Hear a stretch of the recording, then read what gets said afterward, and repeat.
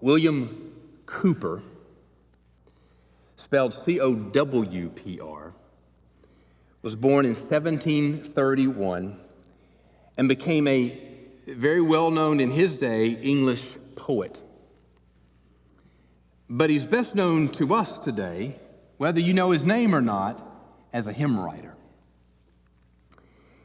What you may not know about William Cowper is that he struggled mightily with depression. In fact, not just light affliction, he struggled with debilitating depression. He spent some of his early life in an insane asylum because of his mental disorders. But through the providence of God, he moved to a town named Olney, where he met and developed a very close relationship with a man by the name of John Newton. Now that name may ring a bell. John Newton had been in his previous days a captain of a slave ship. He had come to know Jesus, and when Cowper came to know him, Newton had become a pastor and passionate evangelist for the gospel and was ministering there in Olney. Newton was putting together a hymn book, and he invited Cowper to contribute to it. Newton's hymn book would include some of the hymns that continue to bless the church today. You may have heard of Amazing Grace. It was first published in that hymn book. You may be familiar with my favorite hymn, There Is a Fountain Filled with Blood. That's a Cowper hymn. It was included in that hymn book.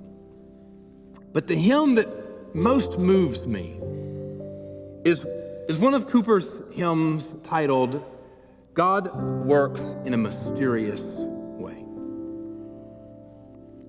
And the reason why it moves me is because, in no small part, when I read the lyrics of that hymn, remembering that it was written by a man whose every single day this side of heaven was a struggle just to breathe. Every single day for William Cowper was a difficult moment of great debilitating depression. He was thankful for the days he could get out of bed, but some days he couldn't even leave his bedroom. When you read those lyrics, you can hear in them someone who was tenaciously struggling just to make life go, and yet was believing and trusting in the providence and the sovereignty of God. I want you to listen to the lyrics. God moves in a mysterious way, his wonders to perform. He plants his footsteps in the sea and rides upon the storm. Deep in unfathomable mines of never-failing skill, he treasures up his bright designs and works his sovereign will. Ye fearful saints, fresh courage take. The clouds ye so much dread are big with mercy and shall break in blessings on your head. Judge not the Lord by feeble sense, but trust him for his grace. Behind a frowning providence, he hides a smiling face. His purpose will ripen fast, unfolding every hour. The bud may have a bitter taste, but sweet will be the flower.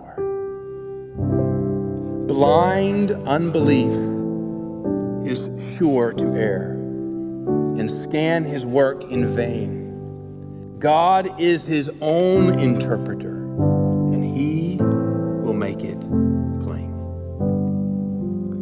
These are the words of a man who could not understand why his experience on this earth was filled with such despair and difficulty, and struggled to believe in faith, but declared with confidence in the Lord, judge not the Lord by feeble sense, but trust him for his grace. Behind a frowning providence, in other words, it looks bad right now, he hides a smiling face. I know the Lord's love is steadfast. Like the psalmist, he believed the word of God and put his trust in the promises of God alone. And dear friends, that remains for us today. Emotions will lead you astray. Feelings will tell you a lie. The truth of God stands forever and will bless you for eternity.